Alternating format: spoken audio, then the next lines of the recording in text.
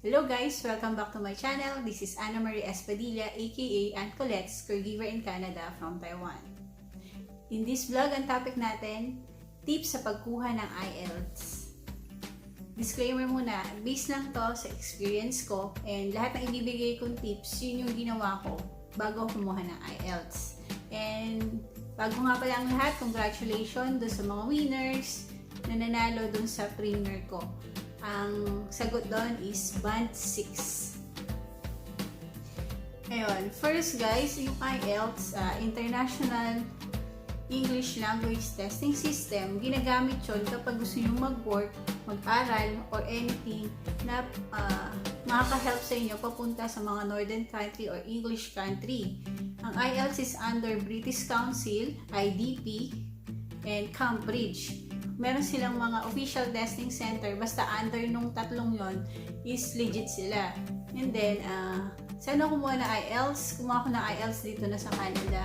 And then, dahil nga meron tayong situation ngayon na pandemic, maraming mga changes. And then, isa sa naging changes nun is, yung mga testing center is kumonti na lang. Hindi doon kumonti dahil na wala. Kailangan kasi nilang sumunod sa protocol about sa COVID measure.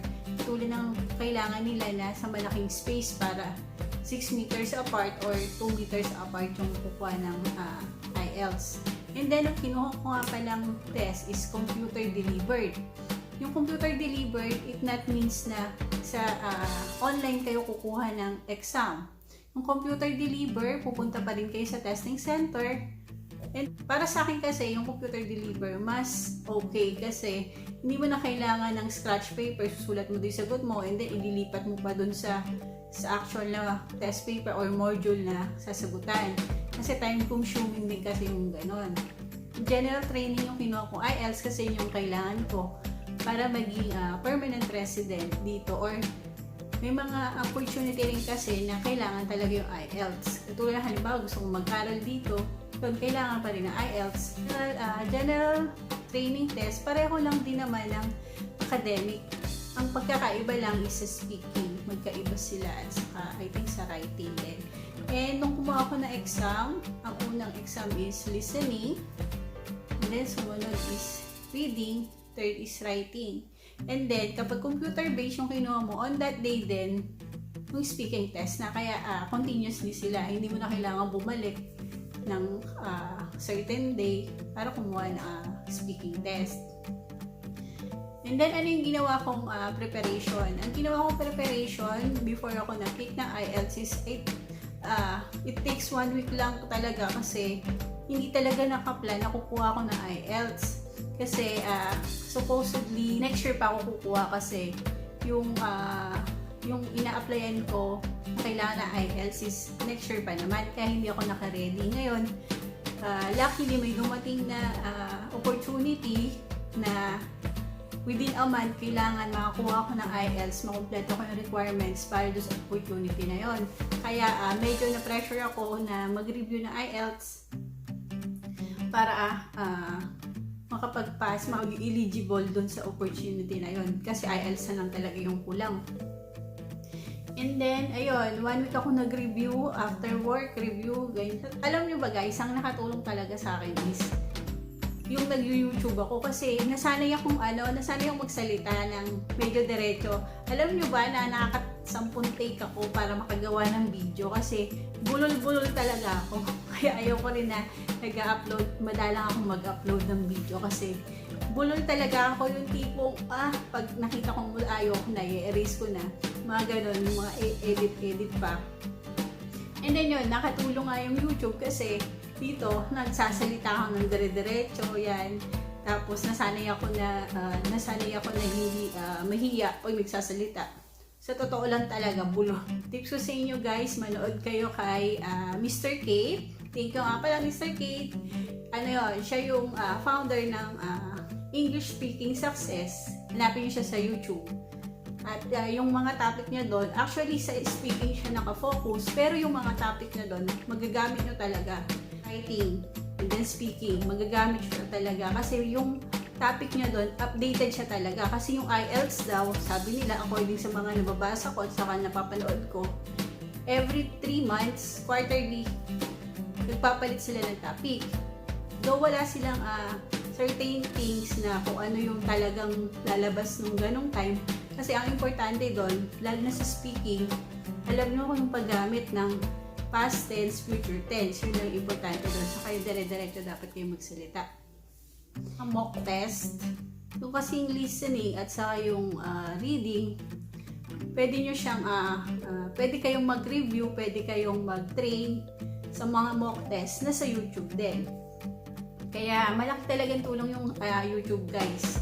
Kasi yung iba, dati kasi may mga review center pa, magre-review ka pa doon para makakuha ng, para makapasa na IELTS.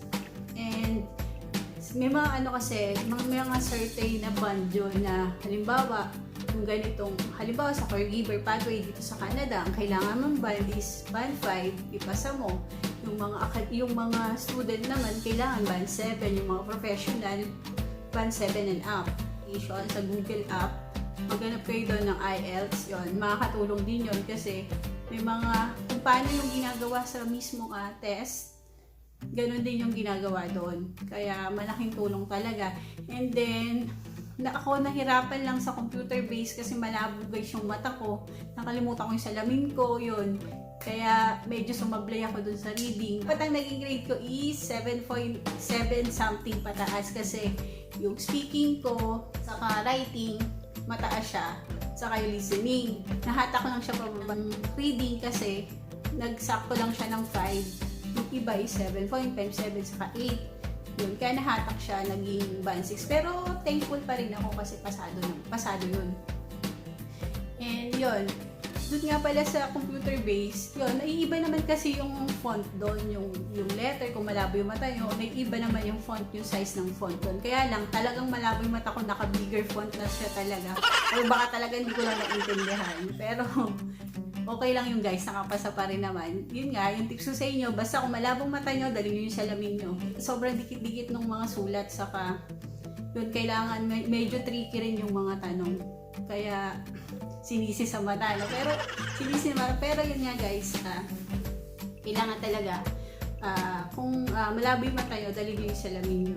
Kaya computer based yung pinili kong way ng test kasi kailangan ko kagad yung result. Ang computer based is 3 to 5 days lang. After ng test, makukuha mo na siya. Per base, it takes 10 to 14 days bago makuha yung result. And then, ang rate ng IELTS ngayon is, dito sa Canada, is $325. Ang alam ko, uniform price lang naman ng IELTS. Kaya, convert nyo na lang kung nasaan kayong country. Kasi, dun lang din sa bracket na yun, sa range na yun, maglalaro yun kasi nga uniform rate naman ng mga IELTS kahit nasa ang bansa kayo. Paano yung ginawa kong pag-appointment at saka pagbabayad? Ginawa ko siya lahat sa online kasi nga ngayon may mga may mga sitwasyon tayo talagang kailangan online na lang. Madali lang naman guys sa online, i-click nyo lang doon sa Google nyo yun IELTS, tingnan nyo na lang and be sure lang na legit yun kasi test center nyo para hindi naman sayang yung pera nyo kasi upon appointment saka schedule, magbabayad na kayo doon. Ang i-ready nyo guys, pagkuha ng IELTS, sa online pa lang, pagpapa-appointment saka pagbabayad, kailangan may debit or credit card kayo, saka yung passport nyo. Kasi yung passport nyo, yung ID nyo doon. Saka yung info nyo na ilalagay doon, dapat yung kung ano yung nasa passport para tali sila. Pagkatapos noon, pag nakabayad na kayo, nakaschedule, nakapili na kayo ng certain date, mag-i-email sila sa inyo, nilagay yung email as a confirmation. And then, pag pupunta na kayo doon, dapat 1 hour before the exam, nandun na kayo, at dala nyo dapat yung passport nyo. Hindi nga kayo magdadala guys ng pencil kasi ibibigay nila, provided na nila yung pencil.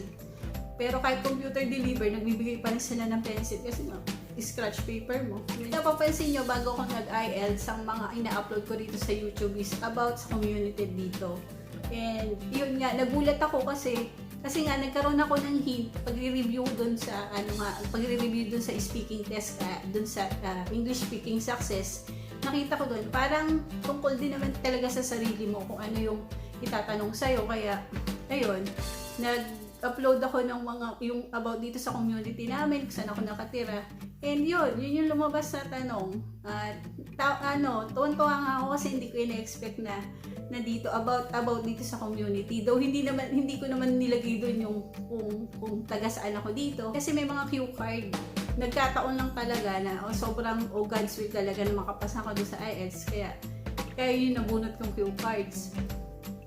Ang tanong sa akin is about sa urban and rural place. Choice dun guys, and then nandun din yung kailangan magsalita ng 2 minutes continuously. Tips lang guys, huwag kayong paulit-ulit dun sa sinasabi mo kasi nakakababa ng score. And then next is yung pag nagsalita ka ng 2 minutes, nakapollow up doon yung mga sagot. Kaya kailangan connected doon. Huwag kayong yung mga sagot nyo huwag lalabas doon sa sinabi nyo ng 2 minutes, doon sa topic nyo na sinabi nyo ng 2 minutes kasi nandun lang din yung itatanong nila. Naman siya na dire-diretso kaya siguro ang ina-expect ko talaga guys, kinakabahan ako sa speaking kasi nga yun, bulol na ako at saka hindi naman ako ganun ka-fluent pang English, doon ako kabado. At yun, nagulat ako sa result, kung nakita niyo yung premiere ko, nagulat ako sa result kasi kung ano yung na-expect ko na mababa ako, yung pala yung mataas yung grade ko. Kaya yun, thankful talaga ako guys. Sa writing guys, kapag general training kayo, ang kailangan nyo lang na i-practice is gumawa ng informal at saka formal letter. Yun lang. And saka essay. Kaya mag-isip na kayo ng essay at saka ito pa yung advantage kapag computer deliver kasi sa paper base magbibilang pa kayo doon ng kung nakailang words kayo kasi si part 1 ng writing kailangan 150 words, yung part 2 ng writing 250 words. Kapag computer base kayo guys, ayun, automatic na binibilang ni computer yung kung nakailang words na kayo. Kaya kung itatanong nyo, sasabihin nyo na ay hindi ako masyadong maano sa computer, don't worry guys kasi user friendly naman yung computer deliver. At saka meron kayo dong after nag-take ako ng Wednesday, Friday, nag-email na si testing center ko about sa result na unofficial. Kaya siya tinawag na unofficial kasi hindi pa siya nakaprint dun sa legal paper. Take note guys, ang IELTS kapag bumagsak ka sa writing, lahat yun kailangan i-take mo na ulit. Yun ang mag-review. At saka, yun nga, about naman din sa sarili nyo yung speaking. Parang interview lang guys sa trabaho. Ganun talaga nakakaba kasi nga, ayun, interview. And, yun, guys, hopefully, yung mga tips ko dito nakatulong sa inyo. At thank you nga pala dun sa mga nag-PM sa akin at saka nagbibigay ng ideas ko ano yung topic ko. Hopefully guys, may natutunan kayo dito sa vlog ko, and kung bago lang kayo dito sa vlog ko, please subscribe, like, and share my channel para updated kayo sa mga upcoming videos ko about tutorial papunta dito sa Canada. And keep on dreaming guys, samahan lang, nasipag, tiyaga at dasal, makakamit natin ang pangarap natin.